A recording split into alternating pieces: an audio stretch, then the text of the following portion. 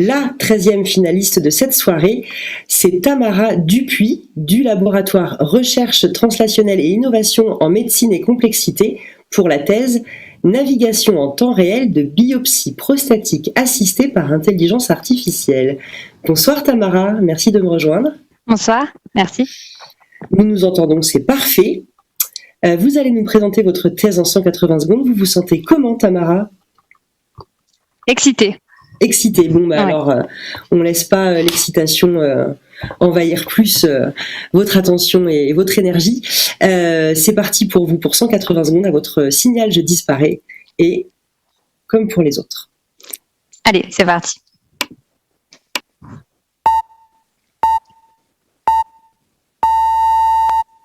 En regardant simplement la photo numéro 4 sur la slide, est-ce que vous sauriez me dire d'où elle a été prise ?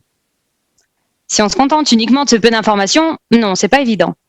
En revanche, si on reprend l'histoire depuis le début et qu'on parcourt les images dans l'ordre, on reconnaît les œufs de la Bastille, on les suit, ils montent, on se rend compte qu'ils étaient même cachés derrière la table depuis le début. Et donc maintenant, si je vous repose la question, qu'est-ce que vous allez tous me répondre ?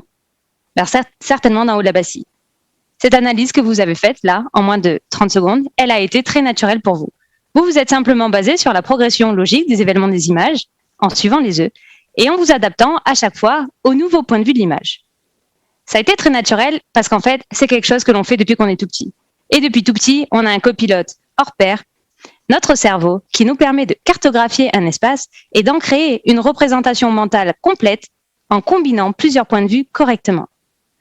Mais maintenant, qu'en serait-il si je vous reposais la même question avec des images échographiques ? Alors là, c'est moins naturel. Notre copilote, lui, il sait reconstruire un espace à partir de jolies images proches de notre réalité. Pas à partir d'images échographiques qui traversent la matière et sur lesquelles on ne comprend rien. Même des parents confondent les pieds et la tête de leur bébé sur une échographie. Pourtant, réussir à se repérer dans des images échographiques, c'est ce que vivent quotidiennement les urologues lorsqu'ils réalisent des biopsies prostatiques. Alors oui, je sais, ces messieurs vont faire la tête parce qu'on sait que quand on parle de la prostate, généralement, ça va pas faire du bien par là où ça passe. Pourtant, c'est le cancer le plus fréquent chez l'homme dans le monde. Et les biopsies prostatiques en sont l'examen de référence pour le diagnostiquer.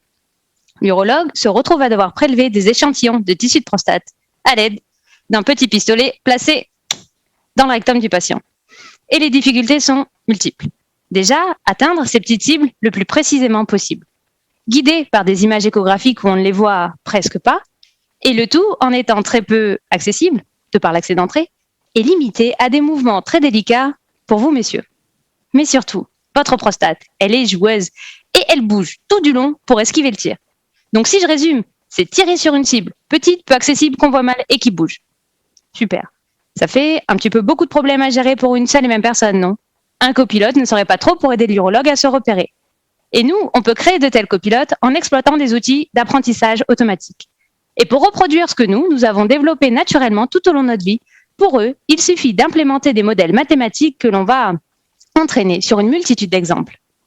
La particularité de ma thèse, c'est de réussir à développer un tel modèle d'assistance à la navigation qui se localise à chaque instant à partir non pas seulement d'une simple image échographique, mais en tenant compte également des mouvements déjà réalisés tout au long de la trajectoire. Exactement comme ce que vous avez fait avec l'exemple de la Bastille. Et alors, qui sait ?